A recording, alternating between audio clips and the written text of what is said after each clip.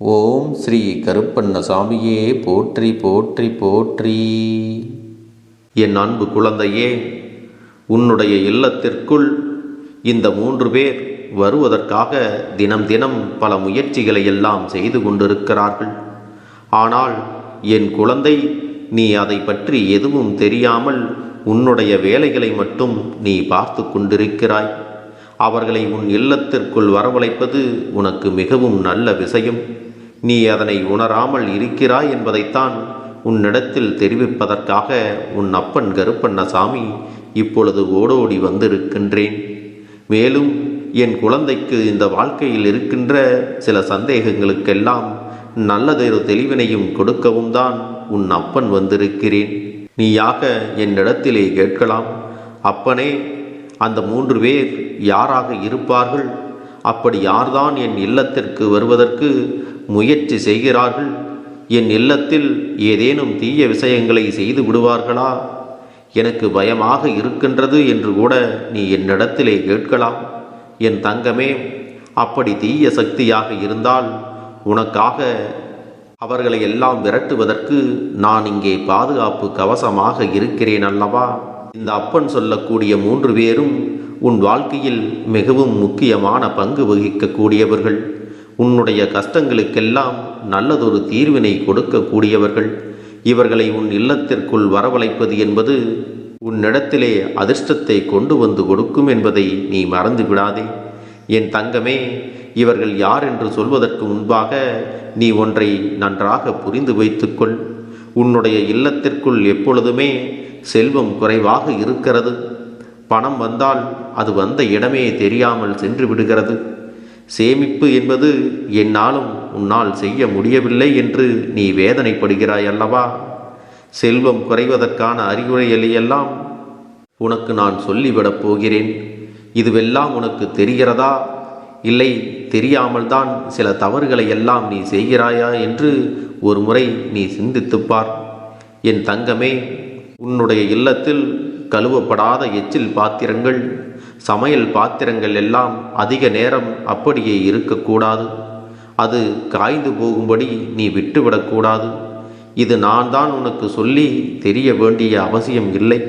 நீயே இதை முன்கூட்டியே தெரிந்து வைத்திருப்பாய் அல்லவா? இப்படியாக நீ வைத்திருந்தால் என்ன நடக்கும் என்பதை நீ அறிந்திருக்க மாட்டாய்.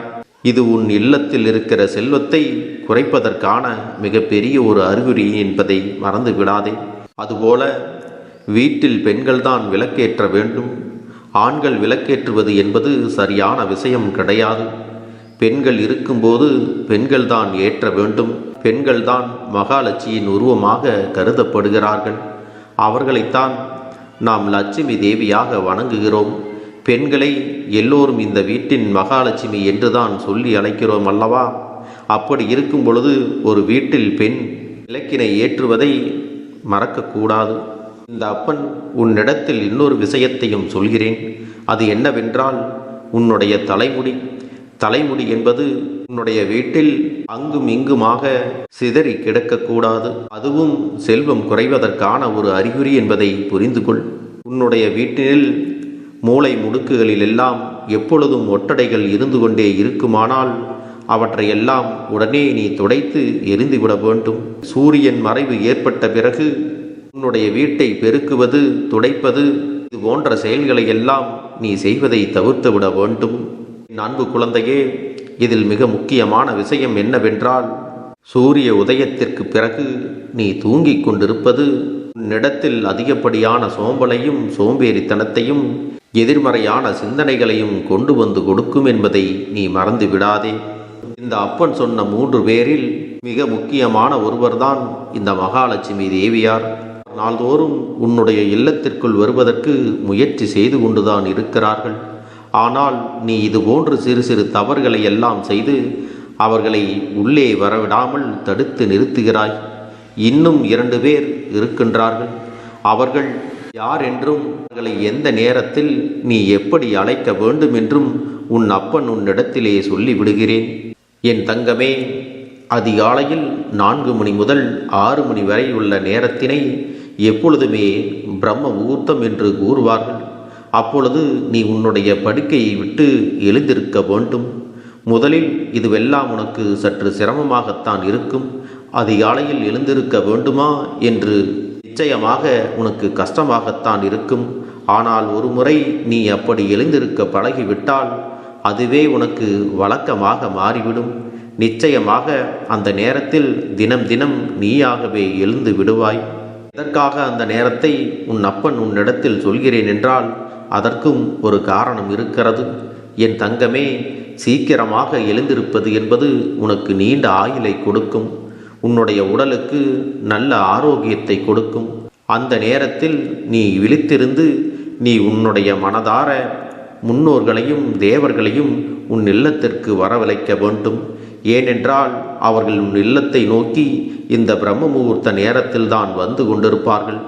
அந்த நேரத்தில் உன் வீட்டின் கதவை எல்லாம் அடைத்து போட்டுவிட்டு நீயாக தூங்கிக் கொண்டிருந்தால் அவர்கள் எப்படி உன்னுடைய இல்லத்திற்குள் வந்து உனக்கான நல்ல விஷயங்களை எல்லாம் செய்ய முடியும் என்பதை நீ தெரிந்து கொள். உனக்கு எதுவும் நல்லதெல்லாம் நடக்கவில்லை, கஷ்டங்கள் மட்டுமே அதிகமாக இருக்கிறது என்று அழுது புலம்புகின்ற சூழ்நிலைகள் எல்லாம் இனி உனக்கு மாற வேண்டும் அல்லவா? என் தங்க பிள்ளையே, நிச்சயமாக நீ இதனை கவனத்தில் கொண்டு வாழ்க்கையில் நீ செயல்படுத்த வேண்டும். என் தங்க பிள்ளையே, உன்னுடைய முன்னோர்களிடத்திலிருந்தும் தேவர்களிடத்திலிருந்தும் உனக்கான ஆசைகளை நீ பெற்றுக்கொள்ள வேண்டுமானால் பிரம்ம முகூர்த்த நேரத்தில் எழுந்துவிட்டு அவர்களுக்கான வழிபாடுகளை நீ செய்ய வேண்டும். என் தங்கமே, அந்த நேரத்தில் நீ வழிபாடு செய்வது என்பது அவர்களை நீ கௌரவிப்பதற்கு சமம் என்பதை மறந்து விடாதே. மகாலட்சுமி தேவியாரையும் உன்னுடைய முன்னோர்களையும் தேவர்களையும் நிச்சயமாக உன் வீட்டினுள் நீ வரவழைத்து விட்டால் உன்னுடைய கஷ்டங்களுக்கெல்லாம் நல்லதொரு தீர்வு உடனே வந்துவிடும். பண கஷ்டம் என்ற ஒன்று உன் வாழ்க்கையில் இல்லாமல் போய்விடும். என் தங்க குழந்தையே, அதிகாலை விழித்தவுடன் பசுவினுடைய முகத்திலோ அல்லது உன்னுடைய முகத்திலாவதோ அல்லது உன்னுடைய வலது கையினுடைய உள்ளங்கையாவது நீ வார்த்துவிட்டுத்தான் எழுந்திருக்க வேண்டும். இதுவெல்லாம் உனக்கு நேர்மறையான சக்திகளை உன் இல்லத்தில் கொண்டு வந்து கொடுக்கும் என்பதையும் நினைவில் வைத்து கொள்ள வேண்டும். அப்பன் சொன்னதை நீ சரியாக பின்பற்றி வந்தால் இந்த 3 பேரும் உன்னுடைய இல்லத்திற்கு மிக விரைவாகவே வந்து விடுவார்கள். உன்னுடைய முன்னோர்கள் யார் என்பது உனக்கு தெரியும் அல்லவா? இந்த தேவர்கள் எல்லாம் எப்படி இருப்பார்கள் என்பதை நீ நிச்சயமாக கற்பனை செய்து வைத்திருப்பாய். தேவர்களுக்கெல்லாம் புகைப்படத்தை காட்ட வேண்டிய அவசியம் உனக்கு இல்லை என்பதை நான் நன்றாக புரிந்து கொண்டேன்.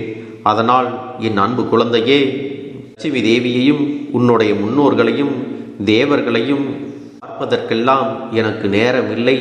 அவர்களிடத்திலிருந்து எனக்கு ஆசைகள் வேண்டாம், எனக்கு தூக்கம்தான் வேண்டும் என்று நீயாகவே சொல்லிக்கொண்டு இன்னமும் நீ உறங்கிக் கொண்டு இருந்தால் உன்னுடைய வாழ்க்கையில் நல்ல விடியல் என்ற ஒன்று எப்பொழுதுமே கிடைக்காது. காண வெற்றி விடியல் வேண்டுமென்றால் நீ கண் விழித்தால்தான் அதுவெல்லாம் நிச்சயமாக நடக்கும். நீ ஒரு முறை நம்பிக்கையோடு இந்த பழக்கத்தை 28 நாட்களுக்கு நீ தொடர்ந்து எழுந்து பார். அதன் பிறகு இதுவே உன்னுடைய வழக்கமாக மாறிவிடும். என் அன்பு குழந்தைக்கு இந்த கருப்பண்ணசாமியின் ஆசிர்வாதங்களும் அன்பும் துணையும் என்றென்றைக்கும் முழுமையாக கிடைத்து கொண்டே இருக்கும்.